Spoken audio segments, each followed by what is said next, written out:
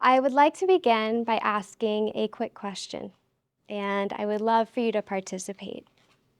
How many of us here have been impacted by the marriage or the relationship of our parents or caregivers growing up? Whether positively, yes, thank you, whether positively, negatively, or maybe a little bit of both. How many of us still feel the effects of that relationship in our lives today? Show of hands. I know for me, my own parents' marriage has had a significant impact on my life. It seems that that's something that many of us here in this room have in common. I myself am now a parent. I have a 3-year-old daughter, a three-nager, if you will. And over the past several months, she has grown up so much, and she's begun to understand the concept of growing up and working and having a career. And so not long ago, I began asking her the age-old question, Sophia, what do you want to be when you grow up? And as we know, kids say the darndest things, so you never really know exactly what they'll say. I've expected her to say something like a teacher, firefighter, maybe even a dancer or a singer, things that I know that she enjoys. But that is never the answer that I get. Instead, what she says is this. Her eyes light up. She gets this big, big, big smile on her face, and she yells out, "Happy!" As a parent, it melts my heart. It's so innocent and hope-filled, but it also is quite wise. And so it got me thinking, what would it mean for her to grow up and be happy? Would it be the job that she has or the house that she lives in, the places that she travels to? But I can't say with any certainty right now how much value she'll place on those things. One thing that I do know with absolute certainty is that the relationships that we have, the people that we have around us, are often the source of great joy or potentially even great pain in our lives. The world-renowned psychotherapist and author Esther Perel says this, "The quality of your life ultimately depends on the quality of your relationships."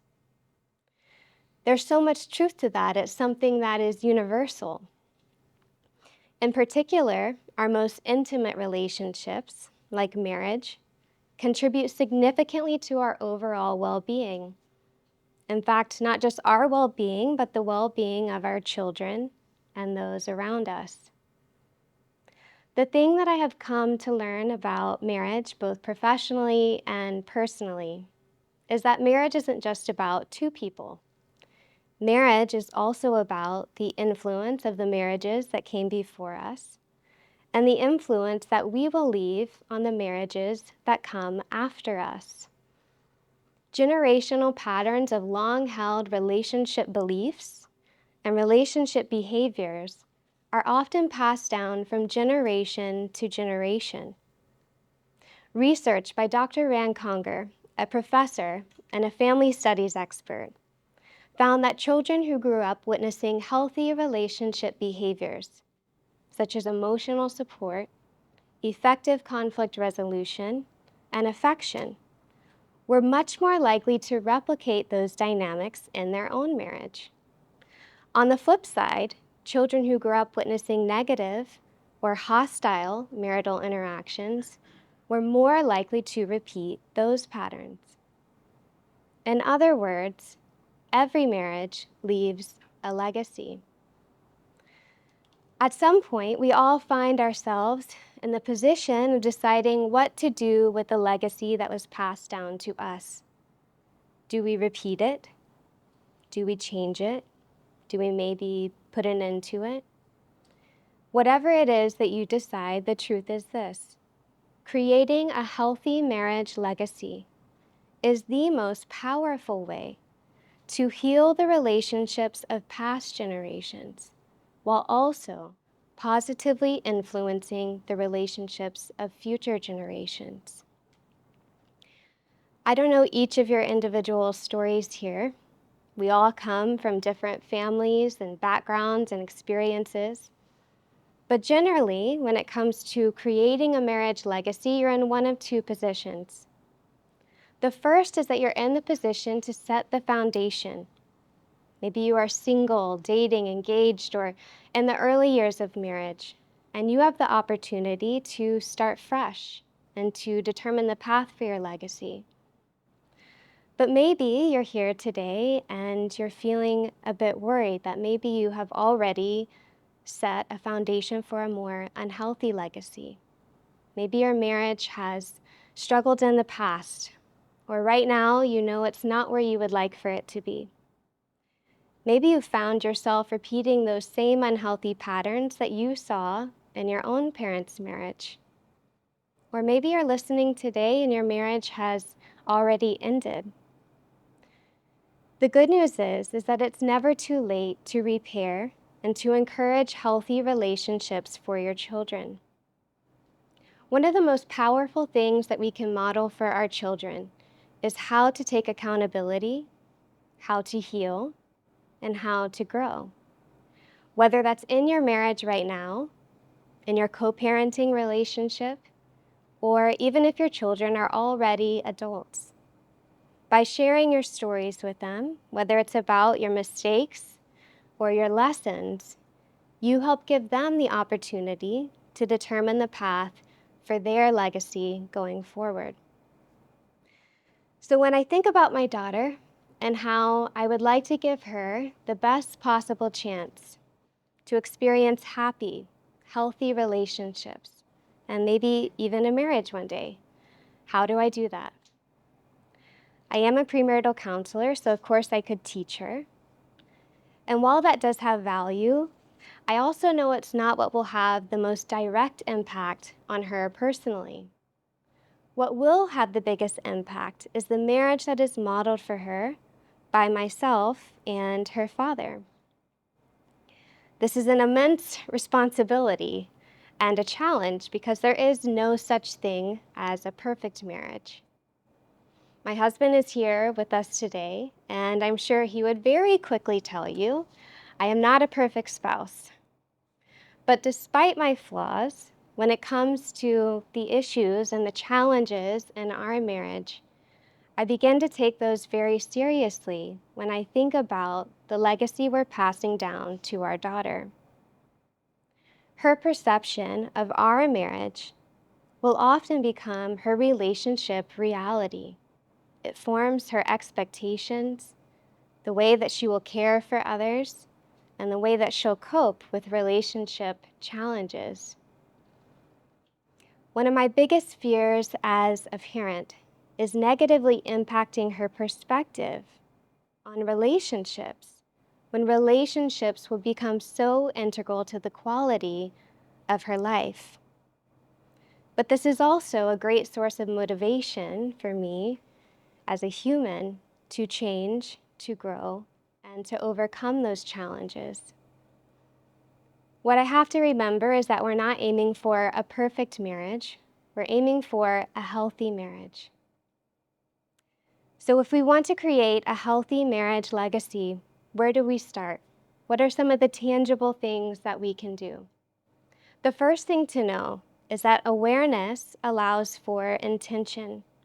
When we increase our awareness of the relationship patterns of the past that impact us today, and we also set intentions for the legacy we would like to leave in the future, we create this space for both healing and action and growth. When I work with couples in premarital counseling, one of the exercises that we often do helps them to identify their generational blessings and their generational burdens. Their generational blessings are the patterns or the dynamics from their childhood family that they would like to continue or repeat in their own family, in their own marriage.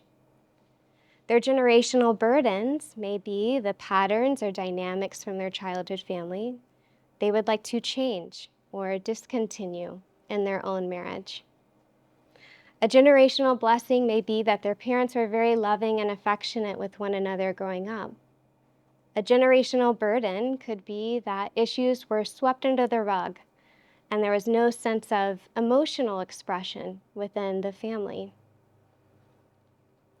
The next thing to know, once we have established an awareness of the past and set intentions for the future, is that communication will be the foundation for that legacy. In our relationships, it's our communication, our words, that have the power to create beautiful connections. But those same words also have the power to inflict damage on the ones that we love. In marriage, communication ultimately serves two purposes. The first is that it allows us to solve problems. It determines whether we leave a legacy that avoids conflict, a legacy that approaches problems with hostility and defensiveness, or a legacy that addresses issues with openness and respect. The second purpose of communication is that it allows us to create intimacy. It determines whether we leave a legacy that is closed off and withdrawn, a legacy that is codependent or overbearing, or a legacy that allows room for both closeness and an acceptance of individual differences. None of us are stuck with the legacy that we're given, but it does require awareness, intention, and cultivating positive relationship skills in order to create your own healthy marriage legacy. This is not always an easy task, but I can promise you that the benefits of healing greatly outweigh the effort that it requires. If there's one thing that you take away from this talk today, I hope that it's this. When you think about what you can do to leave the world a better place, do recycle, do achieve your goals in your career, use your gifts, your passions, volunteer, and donate. But also, think about your relationships. If it's our relationships that will determine the quality of our lives, we each have a responsibility to positively contribute to the relationships around us. For some of us, that's starting with our friendships and family relationships.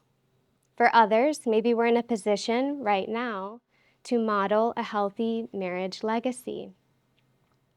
Wherever you are in your journey, I hope that you find it within yourself to both give and also receive the love, support, and happiness that we all deserve.